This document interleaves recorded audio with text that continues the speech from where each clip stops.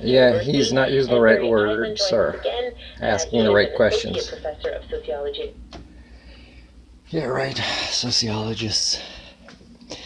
Sociologists are one of the most scared groups, even as compared to physicists, to not have a change of paradigms in their industry or academic lives that's 180. So he's not asking the right for example, he's not saying, as a country, do we want really is what he should say is, do we want capitalism to get blended in with what the government services are supposed to provide? Like if we're charged taxes to have roads built or hospitals or schools or Canada Post, is we Canada Post, it's a little bit indirect, that one, but really it should be more directly linked to the government, is if we want our taxes to be appreciated in the sense of understanding the concept of a governing government, do we want capitalism in there? And of course not, because people benefit less and less from what their taxes pay for. And that's the conversation you need to have, is not as a country, which is not democratic, not public serving, it's capitalistic. So you should say, as a culture, do we want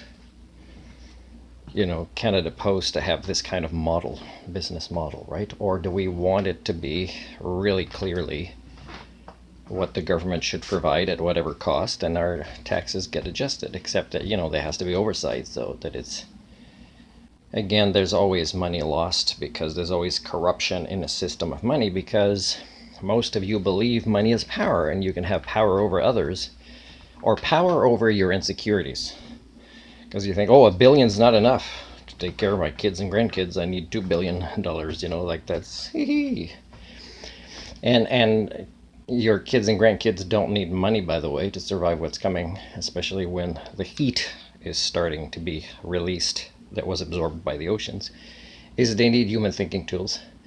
They need to have learned certain things to be less dependent on money, and that's not at all what you're teaching them. And I'm not just saying the elites, but schools, are not teaching this. So please see the difference between what a public servant should be advocating or fighting or writing policy about, and how it must be totally separated from capitalism. Capitalism in your monetary games means that some people will benefit more than others. Now, when you're talking about, let's say, mail delivery, who should profit more than others? Nobody. It's mail delivery. It's receiving information. And, and doing it well in a timely fashion, in a way that's safe and rewarding for the workers to earn a living in that way. It's that simple. Incorporate human rights. Excorporate, if that's the word, capitalism.